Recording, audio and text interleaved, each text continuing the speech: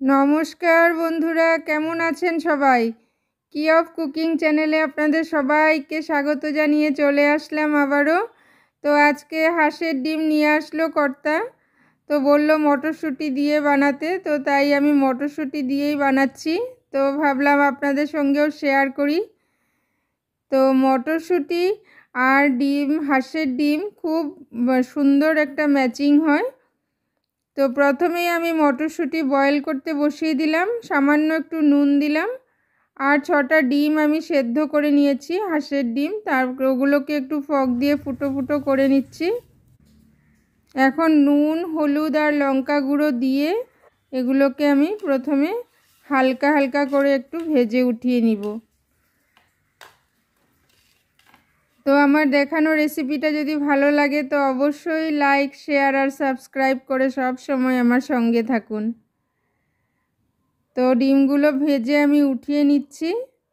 ডিমগুলো উঠিয়ে আমি অল্প করেই আলু দিলাম, তো আলুগুলো ভেজে উঠিয়ে নিব।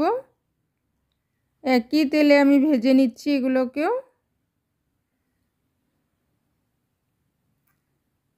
তো এখানে আরেকটু তেল আমি অ্যাড করে দিলাম, দিয়ে এখানে গোটা গরম মশলা, তেজপাতা একটু ভাজা হয়ে গেলে দিয়ে দিলাম গ্রেট করা পেঁয়াজ।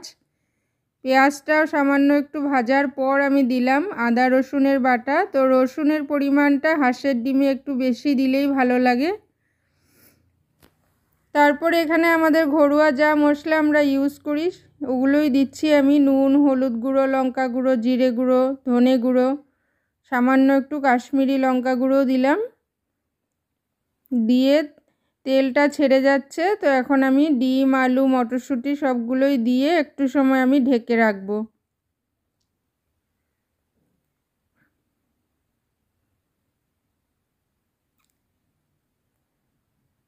একটু সময় ঢেকে রেখে আমি খুলে দিচ্ছি, কারণ সবগুলোই সেদ্ধই আছে মোটামুটি। এখানে আমি দিয়ে দিচ্ছি একটু চিকেন মশলা।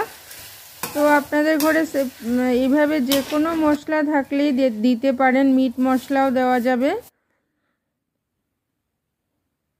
তো জলটা উতলিয়ে গেছে আমার। এখন এখানে আমি ঘি দিলাম, দিয়ে আমি নামিয়ে নিচ্ছি।